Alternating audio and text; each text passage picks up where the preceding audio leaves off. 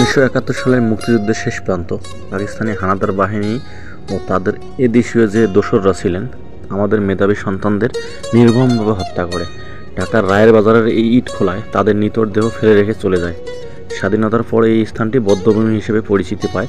1999 সালে এখানে নির্মিত হয় শহীদ বুদ্ধিজীবী স্মৃতিসৌধ, যা আমাদের বুদ্ধিজীবীদের আত্মত্যাগের চিরন্তন এক স্মারক, যেটা রায়ের বাজার বধ্যভূমি নামেই পরিচিত। সবাই রায়ের বাজার বধ্যভূমি নামেই চেনে, হয়তো অনেকেই আমরা ইতিহাস সম্পর্কে জানি না বা বুঝি না বা জানার চেষ্টা করি না আসলে এই বধ্যভূমির তাৎপর্য কতটুকু।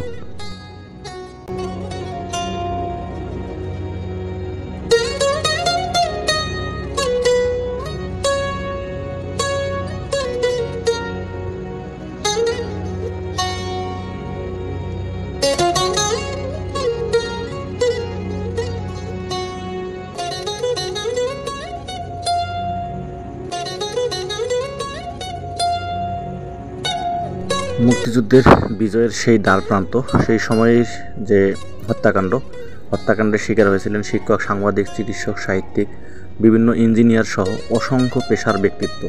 তাদের মধ্যে উল্লেখযোগ্য ছিলেন ডক্টর জহির রায়হান, একজন প্রখ্যাত চলচ্চিত্রকার ছিলেন, ডক্টর মোহাম্মদ মর্তুজা, জ্যোতির্ময় গুহঠাকুরতা, ডক্টর ফজলে রাব্বি, সেলিনা পারভিন এবং সারোয়ার মোতাহের। এরকম আরও অসংখ্য মানুষ যাদের নাম জানা যায়নি।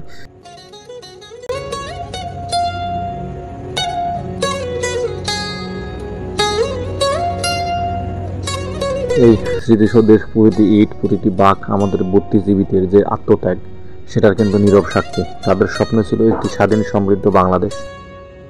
স্বাধীনতার অর্ধশত বছর পেরিয়ে গেলেও এখনও কিন্তু এই স্মৃতিসৌধের যে আশপাশগুলো আছে এগুলো প্রচণ্ড অবহেলা অযত্নের সাক্ষী, যেগুলো আসলে সংস্করণ, পরিবর্তন, পরিমার্জন যেটাই আপনারা বলেন, সব কিছুই কিন্তু খুবই দরকার।